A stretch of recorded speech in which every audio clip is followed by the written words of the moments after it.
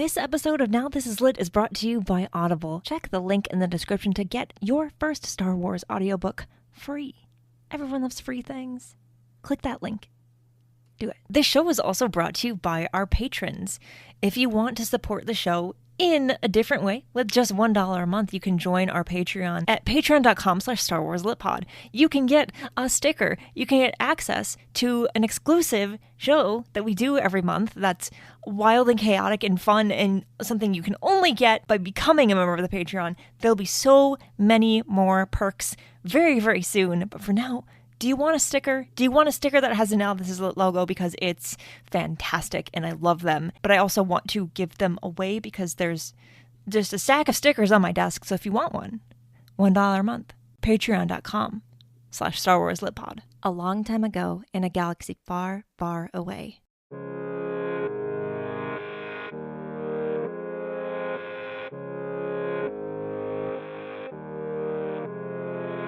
It's Valentine's Day. Almost. Yeah, it's pretty close to it. Close enough. It feels like Valentine's Day just happened. Like, it feels like we just recorded the Crash of Fate episode. When I was trying to remember when we did Lost Stars, it really felt like a year ago, but it was actually 2 years ago. Yeah, it was our very first Valentine's episode. You weren't even my producer yet. I know. Wow. Things evolve. Time goes. Doesn't always fly. Sometimes it crawls. Kicking and screaming the entire way. Welcome back to Now This Is Lit. Jeez. I don't know what we're gonna do after Princess and the Scoundrel. I mean, there's things we can. I told you for next year. What? Remember, they said we should do Courtship of Princess Leia. Oh. We should do the Legends analog to the book that we're going to be talking about today. That is such a great idea. A year from now, look forward to our discussion of the Courtship of Princess Leia. Oh my God. There's an audiobook now, like an unabridged audiobook now. So there's that. Yeah. Our third co-host is not very pleased with the idea of another Valentine's Day episode, but it is Legends. You're a Legends fan, toxic or not. She's really not happy about this. No. She doesn't like when we podcast. We don't really give her an opportunity to say much, and even when we do, she doesn't really take it. We're talking about a canon book, that's why she's upset. Before we get into the topic of discussion, I need to drink more of my natural cold brew, and then I'll be good to go. Don't question my lifestyle or my choices. Just let me be. I'm hanging on. That's all that matters. Welcome back. Do you want to reintroduce yourself to anyone who may be listening to the show for the very first time? Which, if you are, and this is your first episode, wild, but great choice. All right. So, in case you don't know me, my name is Davor. I podcast in a couple different spaces, oftentimes here, but not in a regular capacity. I'm a co-host over on Clashing Sabers. I also co-host Space Swifties with you, and as you said, I'm your producer, in addition to being a few other things. A few pretty nice other things. Yeah. Oh, that sip really hit. Oh boy. We're gonna have another Space 50 situation on our hands where I'm gonna talk for an hour straight. And that was you though. You did that. I'm not gonna do that. Don't worry. My episodes are typically what is going on? The longest one I think we've ever done is like an hour 20, maybe hour 30. I don't know if we're ever gonna top that. We'll see. I don't know. I don't think podcasts generally need to be much longer than that. It depends, though. Yeah, it depends on the conversation, the number of people, etc. Yeah. It also depends on preference. Like, some people like longer podcasts. Yeah. 3-4 hours, and that's fine. Like, that's good. It works. Anyway, so, it is Valentine's Day-ish once again, which means you and I are back to talk about another book that has some romance in it, but is also very good in other ways. Like we said, we've talked about Lost Stars, A Crash of Fate, and now, today, we're talking about The Princess and the Scoundrel by Beth Revis. And I will always remember when this book came out. It was 2022 because we had just gotten married and they announced that contest, remember? Oh, yeah. Where there, what was it? It was like... You have to talk about your, like, I don't know, like your Star Wars love story or something yeah, like and that. Did they win a trip? Yeah, on the Star Cruiser. The Star Cruiser. We didn't win. No. But I'm sure the couple that did had a great time. We had a great story. We got married at Celebration. Yeah. Come on. We got married, raced back to the convention center to get in line to get into the first day of the convention. Come on. It's okay. I'm not bitter.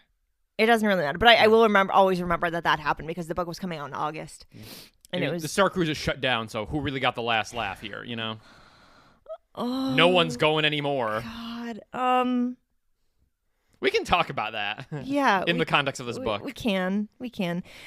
I will say, I thought this the first time I read the book, and of course we both reread it for this episode, which I'm really glad that I did, and we'll talk about that too. This is another one of those books that really could have felt like an advertisement for a theme park type thing. But to me, it didn't. No. It was so elegantly woven into the story that it was like, oh, this is an interesting location. Even like if you didn't know that it was a real thing that you could go to, it would have just fit in the story just fine. Yeah. You know? No, that was the knock, when the book was announced. Yeah. Everybody was immediately like, but I think if you compare it, for example, to like the Galaxy's Edge books, yeah, I think those are way more in your face about this is promoting a theme park. Yeah, and those weren't even that bad. Yeah, no, but they're like way more like overt about like, oh, you're having the tip yip or like whatever. Yeah. They're way more in your face about that relatively, which is not to say they're not good stories. Like that they also don't tell good stories because they do tell good stories. But I think they're way more in your face about it than this book is about the Halcyon. Yeah. This is pretty much like you're on the Halcyon. There's maybe references to things that you can see do, but it's really like not that much. Yeah, it's like there'll be things like here and there, but it's like you're really not like I really didn't care about that. Like it really wasn't the focus. It was like, oh, it's really just another cool location in Star Wars that they happen to be on. It's kind of like it almost felt to me, and obviously I don't know the story behind it. It's whatever. But it almost felt to me like the story was thought of before the connection to the Halcyon really came into it. Yeah, because like half the book doesn't even happen on the Halcyon. Yeah, exactly. So it's like it almost felt to me like, oh, we're going to do this story that happens right after the end of Return of the Jedi. Oh, we could also make this connection where they go on the Halcyon and that can be like a fun tie-in to this thing that you can actually go to at Disney. It did not feel... And of course, again, like I said, it could have been they thought of that first and then the story came around it. It doesn't matter. It didn't feel like that to me. And I really, really like that. It's just, it's also just a really cool location in the book. Yeah. Like it's interesting and it works because the whole idea is, oh, go on your honeymoon. But then the struggle is, but what if I could do work while I'm here? Yeah. Which is hilarious, which is so Leia and I love it. Yeah. I appreciated more this time around just how, like, again, I don't know if this was intentional on Beth Revis' part or whatnot in terms of the story, but, like, how meta it is in the sense of, like, the book is about, like, go on this, go have your honeymoon here so that it can be an advertisement for the Halcyon. Like, in universe. Yeah. Yes. For a book that is out of universe and is functioning in part as an advertisement for the Halcyon. Oh, it's brilliant. I don't know if that was intentional or not, but it works really well. Beth Revis is just amazing. Listen to the conversation I had with her about all of her Star Wars writing that she's ever done. And maybe I'll have her back soon to talk about a semi-related book to this one that released in December that we have not talked about yet, and I didn't even remember mentioning. Or I didn't even think about mentioning it at the time. It's fine. It's fine. It's just so well done. Okay, so one thing I really, really, really like, one of many things I like about this book is the fact that it literally starts like right after the end of Return of the Jedi. Like everyone still smells like smoke. End of Return of the Jedi, you know? Yeah. Like it has just ended and now we're in the immediate aftermath. And And I like that because I've talked about it in other places and possibly on this show before, where it's like, I like Return of the Jedi, but it's not my favorite. The ending, especially now that there's other things that come after it, doesn't hit the same way for me as maybe it should, because like the ending is supposed to be like, oh yay, we won, the galaxy is saved. But now we know like the Empire wasn't actually defeated, and I don't know. It doesn't hit as, it doesn't maybe hit the way that it's intended for me. I didn't grow up with the original trilogy. It's a whole thing. But I really like how this is such a seamless, like, okay, we won this battle. We've celebrated. Now what's next? Yeah. I really like that. Yeah, I think this book does a really good job of picking up the baton from Jedi in a number of ways. Yeah. I think I always, like, to some degree, I struggle with... And struggle with / not a fan of the notion of Star Wars books as being there to like fix things that are in other Star Wars media, because this is sometimes the narrative that you get around Star Wars books, whether it's like the film novelizations or even some of like your in between stories, like your Shadows of the Sith or whatever. Star Wars fixed this plot hole in this book. Yeah, exactly. You have a lot of that narrative of like, oh, here's something clunky from the movies, and then here's the book that kind of like comes to patch up the wall so that you don't see the crack anymore. Mm-hmm. So I don't love that narrative.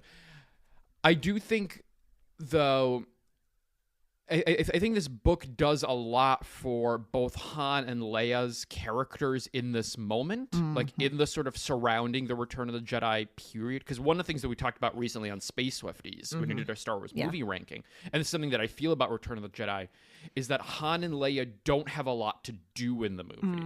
It very much becomes Luke's movie. And so that once you get beyond... Han coming out of the carbonite, or, obviously Leia's important there as a sort of interlocutor with the Ewoks, but for the most part, they're sort of just there for a lot of the movie, especially when you think it from, when you get away from the plot beats and you think about as characters from that point, they feel very stagnant for a lot of the movie. Yeah. And I think this book does a really good job of, having a kind of forward direction in terms of like moving the story beyond Jedi and into, this new period and where these characters are going, but then also having one eye backwards and looking at. So like, for example, it does this well with both of the characters. So for example, one of the things that it focuses on is like Han's experience with the carbonite and that sort of aftermath. There's the one scene that really stood out is when he and Leia are about to go on the Halcyon for their honeymoon, and she and Chewie are kind of having this moment, where they're saying goodbyes, and in that moment, Han is like, when did they get also like when did they become like besties all of a sudden? And he's like, oh, it was in the year that I was gone. Yeah. So he has that constant feeling of like, I missed so much. Yeah.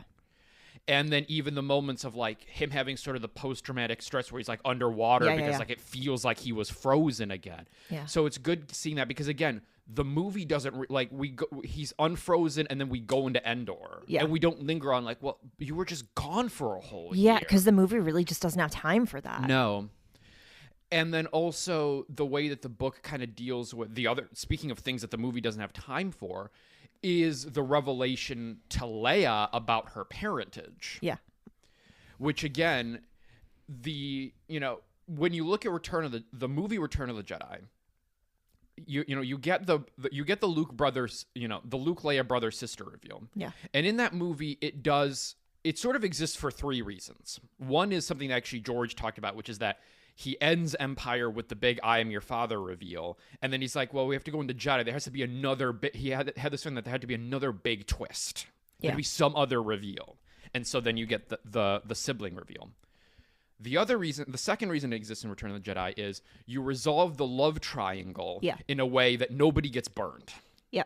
So Han and Leia get to be together, but Luke is not spurned because, it turns out he's related, and then he and Han can still be buddies. Yes. Everybody wins. Mm-hmm.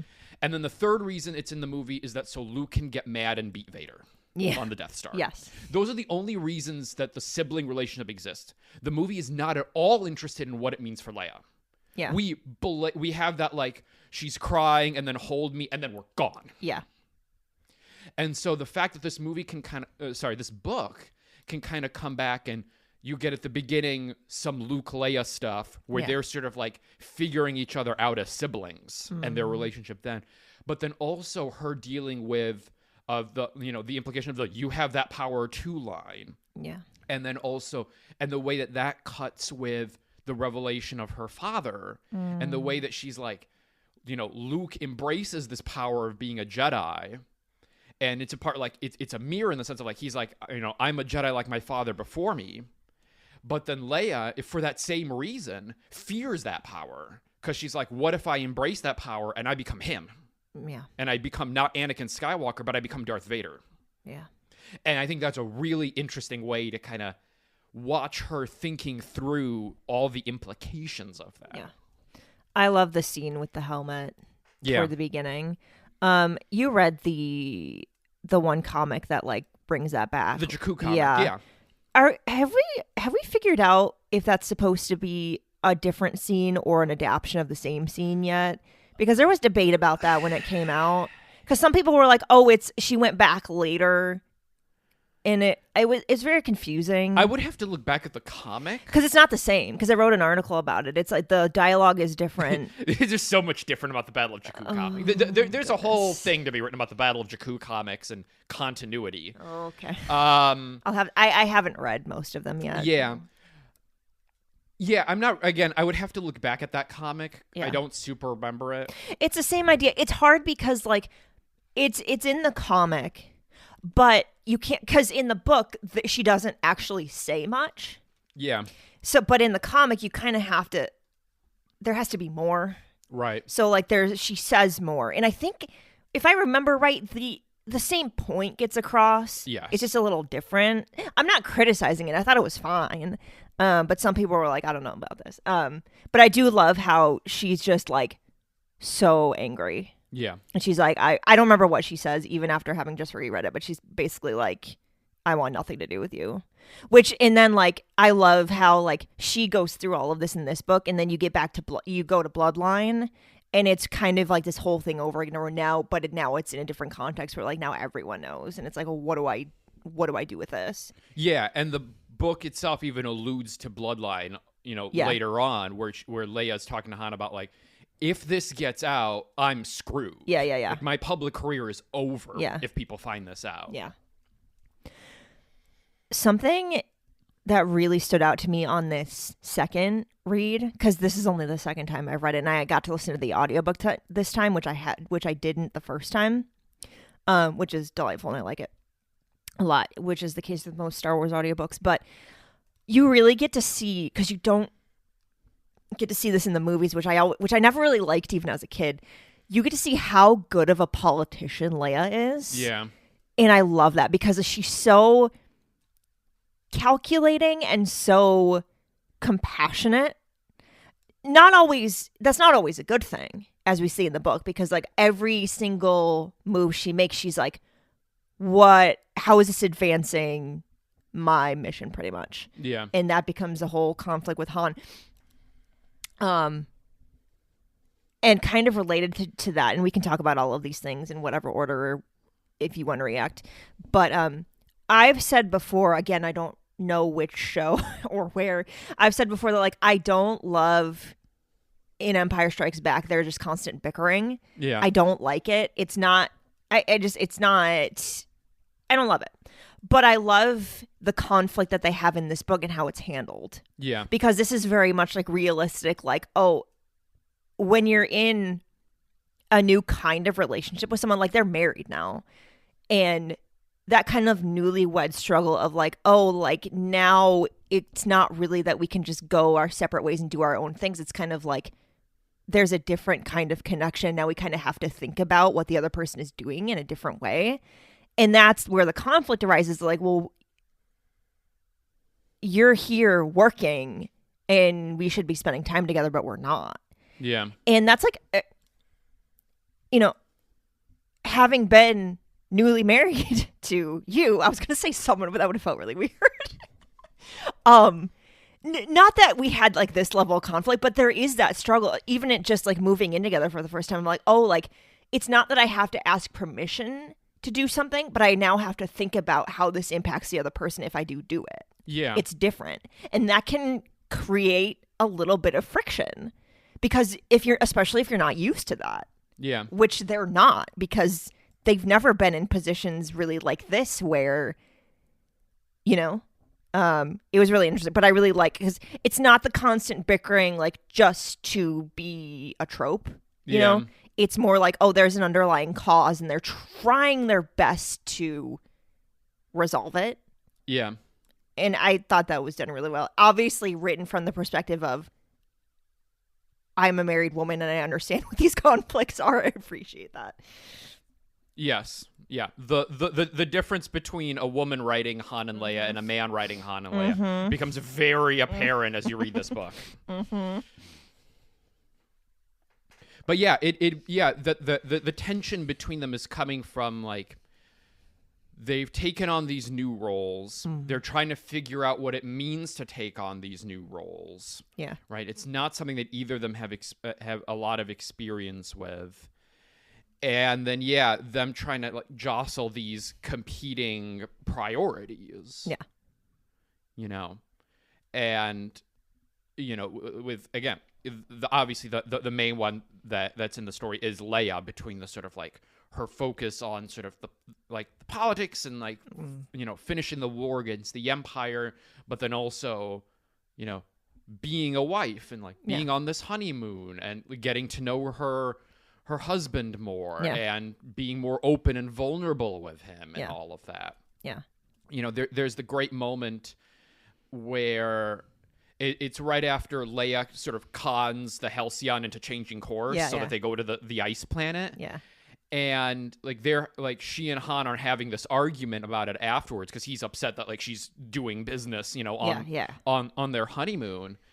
And you know, she has a moment where she's like, well, like, you know, if you're upset with like, why did you back me up on the con? He's like, because I'm your husband. Yeah. He's like, of course I would have your back. Yeah. And she's sort of like taken aback, like, oh, like, duh. Yeah. Like, yeah, of course you would. It's and I can say from having been in not in this exact position for the record, but like it does take some getting used to go from like, oh, we're in a relationship to, oh, like, that's my husband. Like, it's a different dynamic, not necessarily in a bad way, but it's different. And like, it takes, you kind of forget sometimes, especially in the beginning. You're like, oh, like, no, I'm married to you. Like, this ring is not just pretty, you know, that's how it is. Like, if you've never experienced that, like, you do kind of forget, like, it's a deeper, different kind of layer to the same relationship, if that makes sense. Right. It was also because it was interesting that part where he's like, he's trying to get out of trouble as Han does. And he ends up like being like, oh, like, well, you know, my wife, Princess Leia or whatever. Yeah. And he kind of doesn't know how to feel about doing that. Yeah. He's like, oh, like, can I just like use her name to get out of shit now? Like, right. And you know, it's Han, so you'd think like, oh, he doesn't care. But now he's like, I'm not sure. I'm not sure about this. Yeah. I loved that because that's his perspective of trying to figure out like, can I do this now? Like, is this okay? Yeah. And him also being in the situation of like being sort of the second fiddle where like he's in this space and everybody's attention is on Leia and he's sort of just there. Yeah. When it's like, it's, you know, before it was like, it's him and Chewie and like, he's the one, you know, like he's the one in steering things. He's the one in control. Mm-hmm. And like, he's now in that like second, like in this context, he's in that secondary position of like, he's Leia's husband. Yeah. Yeah. Their relationship just woven into this story. Like, it's about them. It's about, they've just gotten married, you know, and they're on their honeymoon, but they're also like going on this whole mission. And I love the ice planet and the whole, you know, kind of how that like brings them together in like a different kind of way. But it's so like, you're also at the same time, while dealing with this new stage in their relationship, which, obviously we don't get in the movies, because when we see them in the next movie, they're not together anymore, which is but also at the same time, it's like there's the whole like political, like, what do we do next for the galaxy? Like, no one actually believes or knows whether or not the Emperor is really dead. Is the Empire gone? The answer is no, of course not. In fact, they're being just as destructive and terrible as they've always been. And hey, we get a little bit of commentary on climate change in this book too. Hey. Yeah. Gotta love that. We do love that. It's important. I do like that little bit of parallel between like that part of it and like that story from Padme. You remember that in like, I don't remember what book she talks about this in, or if it's part of the book where like they go to try to save that planet and they take everyone like off of it and put them somewhere else and they all die. That is in that Attack of the Clones deleted scene. Okay. Yeah, got it. It's when they're at Padme's parents' home. Okay, yeah. I couldn't remember where that was from, but it's like it's a similar like dilemma, and you kind of realize like, oh, like the galaxy in so many ways has not actually changed, and you have these people like, in this case it ends up being okay, like everything's gonna probably work out as best as it can, but it's like in the moment, what's the right thing to do? Yeah, like, do you take people away from their home to try to save them? Like, is that your right? Is that your duty? Is it the best thing to do for them, or do you what do you do? Right. And it's like that's politics, Yeah. And it's hard to try to be the one who you want to do a good thing, but how do you do it in the right way, even if it's not the way you want to do it? Yeah. So like, all this time has passed, obviously, but same dilemmas. And that's the thing about Star Wars, is like we end up like hitting these same beats over and over again in different eras, and it's like, yeah, because that's how it is. Yeah. The same conflicts are going to come up over and over and over again. It's just different people at a different time trying to figure out how to resolve it in the best way, and a lot of times it's not the best way. And we don't learn from our mistakes, and we repeat history. Everything's fine. I completely forgot about the whole sword thing when they're getting married. I cried when I was listening to that part. I was like, no, like I forgot about how sad this is. Yeah. And it made me really want to read Leia, Princess of Alderaan again. Because I think I've read that book once. The same. And I really would like to read it again. It just made me think of that.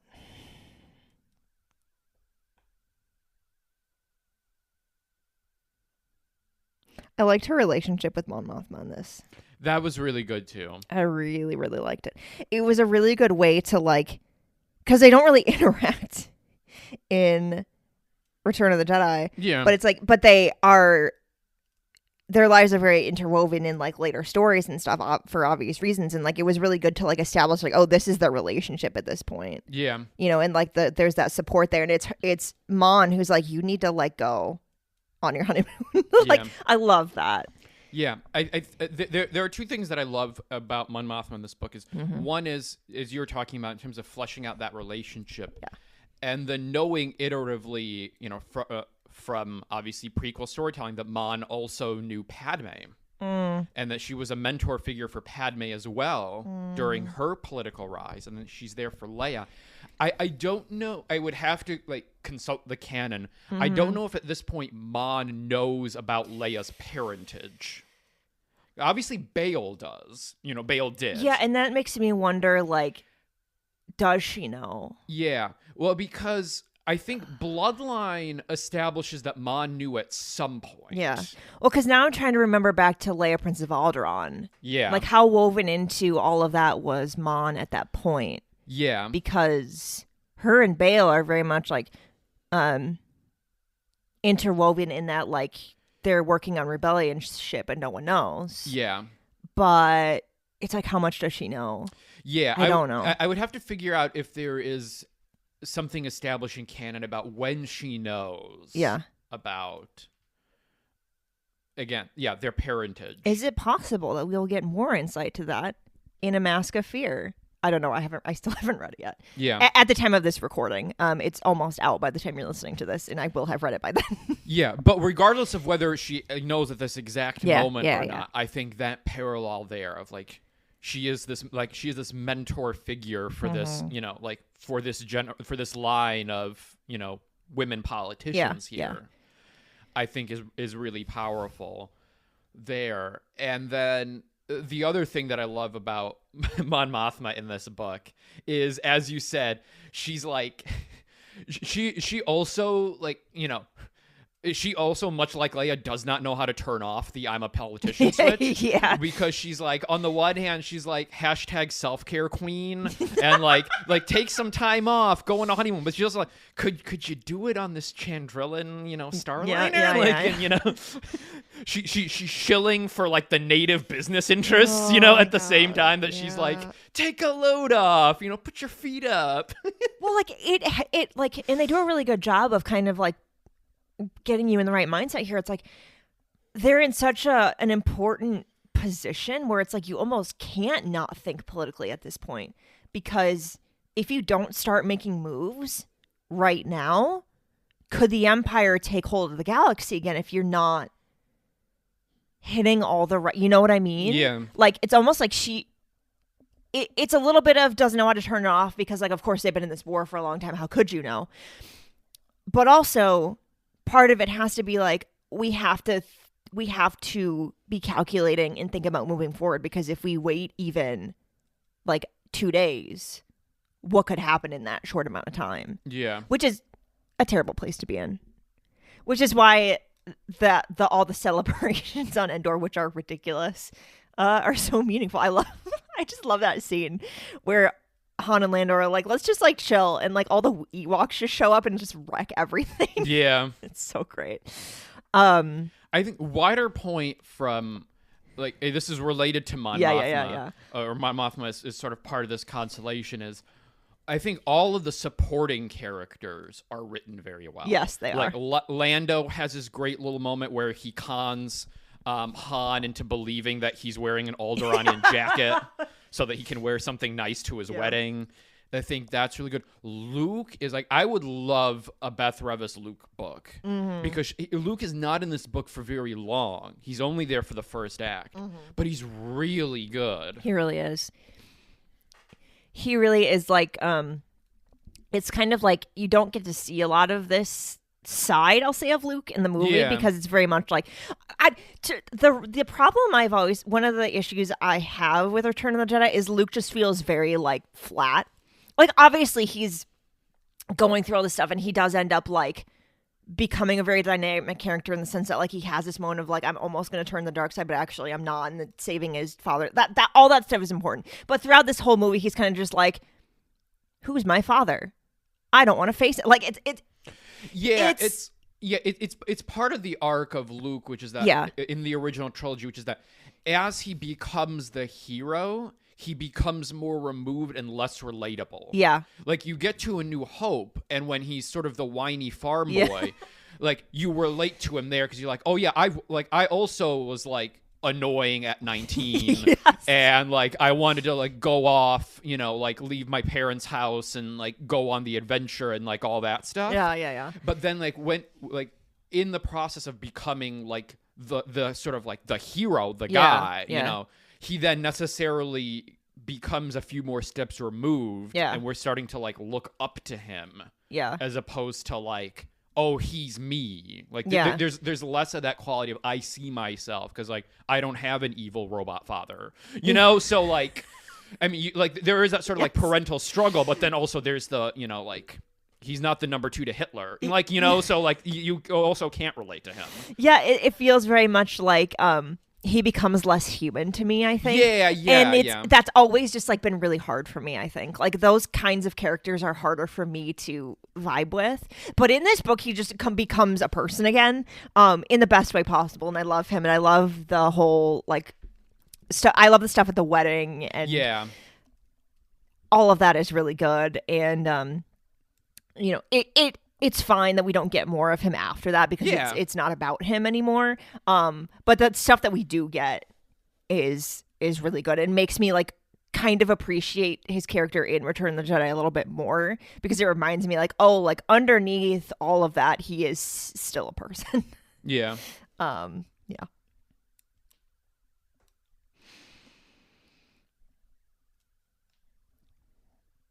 What else?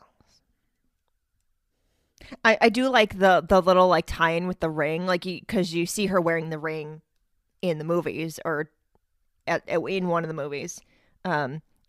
But it starts off that they have the rings from the tree or whatever. Yeah. But I love the symbolism of like, oh, they lose the rings, they fall off. But it's like, oh, but like, that's not significant of like the strength of our relationship. You know, it's symbolic in the way that like, in a meaningful way, but it's almost like saying like, even when like certain things don't go the way we planned, we're still going to figure it out and be okay. Yeah.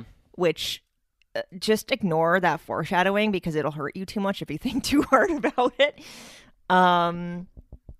It all turned out all right, sort of, in the end. In a manner of speaking, yeah. Okay, let's move on from Sad Town. We don't need to think about that. Han and Leia forever. Anyway. This cold brew's really hitting, man. So is my drink, too.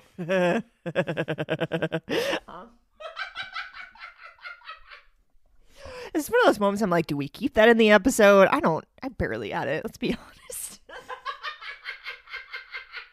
This is my show. I can do whatever I want. I can't afford to hire an editor, so this is what you get.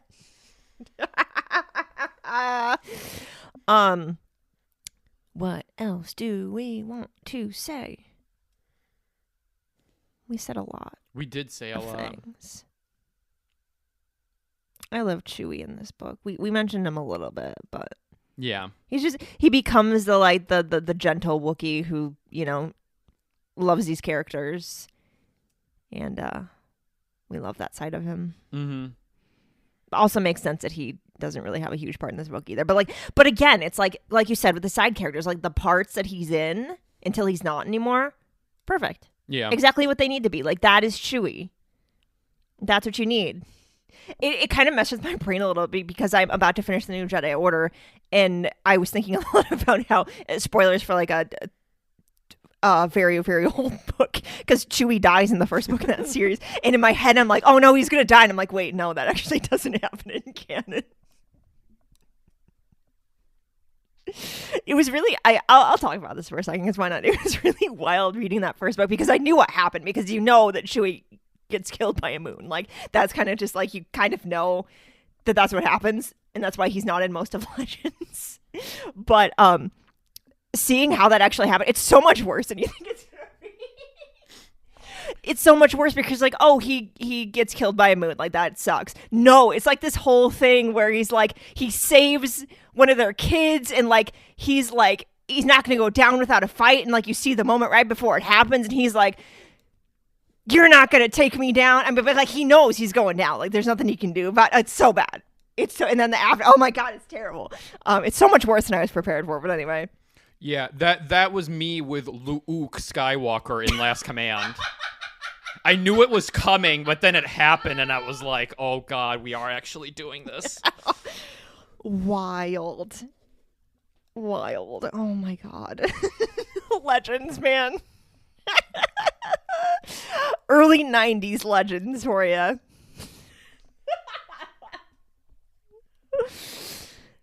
Listen, like there's a lot better books than Thrawn out there. Like you're gonna be okay if you read more Legends. You're gonna be fine. I'll be starting Rogue Squadron soon. I really think you're gonna like it. I think you will. Yeah, I think you will. At the time of this recording, my hold is almost in on the first book. Oh man. I can't wait to talk about A Courtship of Princess Leia a year from now. Because like I have not actually read it since I read this book, so like a lot of people like to compare them, and I don't love that. And from what I remember of the book, you can't really, because it's like it's not. There's a lot more. I don't know how much you know about that book. I don't know a lot. Oh, okay. No. No. The only things I know about Courtship of Princess Leia is one is it's tangentially related to like Han, Leia, like them getting together, and two, it is the book that we get the Witches of Dathomir. Yes. Yeah. So those are the two things that I know about Courtship of Princess Leia. Those are a few things that happen in that book. Yeah. God, it's so. Well, we'll get there eventually. I'm really looking forward to how you react to that book. Given my track record with Legends, probably not going to be great. Yeah, but like sometimes you not liking a book and you picking out all the things that you don't like is actually quite entertaining because, again, like I like to say on the show, everyone has their own opinions about Star Wars books, and as long as you're not being mean to creators or whatever, it's fine. You don't have to like a book. I think we've said all we need to say about. I think so. I almost said A Courtship of Princess Leia. That is not what we talked about. The Princess and the Scoundrel. I love the title. Yeah. It's so good. It's so good. It was. I know I kind of mentioned this, but it was very interesting reading about newlywed Han and Leia as a newlywed because it was very much like, oh, like that is a very interesting time in your marriage. And it's done so well. And I think how it ends. I love in the audiobook how they tag team it. It's really good. I love that because I'd heard about that and someone was like, oh, you need to listen to that. And I just never got around to it until now. It's good. Yeah. It's good. I like it a lot. Listen to the audiobook if you want to. If you are interested, it's really good. Highly recommend. You don't have to, but you should. You know, obviously, if you haven't read this book, we, again, didn't spoil everything that happens. There's a lot of stuff that happens on the ice planet we didn't really talk about. It's interesting and it's really fun, but we didn't really talk about it that much. But that is in that part of the book that you do get another example of like, oh, she's a really good politician. She's a very good listener. She's willing to like go and like hear other people's perspective on things. And I think that's really, really interesting and very Leia. And we don't get to see enough of that. And I think we should get more. I wouldn't hate another Leia book personally. I don't know what it would be about. Yeah. I mean, there's still a lot of New Republic Leia stuff. Yeah. Because the only stuff that we get is Bloodline, but that's sort of immediately adjacent to The Force Awakens. Yeah. But again, there's that whole 25 years in the middle. Yeah. That's sort of just a black hole right now for a lot of canon storytelling. Yeah. And I think you could do a lot of really interesting stuff. You could. I mean, yeah, again, like for the sheer way that they're able to mine, 1, 2, 3 years in the established timeline, like you can get a Leia book, I don't know, 15 years after Return of the Jedi. Mm-hmm. Who would be really good at a Leia book that hasn't written one yet? I love that question. I love that question. Okay, I'm gonna try to think among pre-existing Star Wars authors because I can't like I can't pull from like authors that like the whole pool of authors out there. Because like Claudia's good. Like she's hit some very good points in Leia's life. I think. Yeah. She's good. Yeah. Claudia's good. Beth Revis obviously has already done it. Mm-hmm. I'm trying to think. Who else? Who loves Leia? That's another good question. Yeah, I'm trying to think among the authors. Let us know what your answer to this question is, because I didn't mean that. I kind of just pulled this question out of nowhere, but it's a really good question. Yeah. Zoraida could do a good Leia. Oh, yeah. She could do a good Leia. Oh, yeah. Tessa could do a good Leia. Tessa could do a good Leia. Yeah, Tessa. Oh, maybe that's my pick. Tessa Gratton. Tessa Gratton. I know you're listening. Tessa's not listening. Yeah, Tessa Gratton Leia novel. Oh man, I would be here for that. No, okay. Don't go telling Tessa this is what you want, because we don't do that. That's not good for. Don't do that. But among ourselves, it's a good idea. Yeah, a New Republic Leia book. I would just love to see Tessa love the High Republic stuff, and we're going to get like the Acolyte stuff, which is like adjacent, but a little bit different. I'd love to see Tessa tackling other eras. Yeah. And I think we talked about that. I don't really remember. It was a long time ago. But on that note, this has been really fun. I love our Valentine's Day episodes. Me too. I know we only get to do them once a year for obvious reasons. Oh, and I forgot to mention at the beginning of this episode, we did technically have a discussion on this book already toward when it came out, but it was a very long time ago. It was like right when the show had started. Great conversation. I will try to remember to link that because it is very, very good. But it doesn't hurt to come back around and talk about a book again, especially if you haven't listened to the old episodes and this is the first time you're hearing us talk about this book. It wasn't with you. It was with someone else. I love talking about the same book with different people because different people, I like to say this too, pick out different things from books that you end up having really good conversations about. So that's why we're talking about it again. But worth it, for sure. And next year, A Courtship of Princess Leia. Yeah. So, I mean, don't come back in a year. Keep listening to the show. There's going to be plenty more before that. But, yeah. Thanks for joining me on this episode. Anytime. Love you. Love you.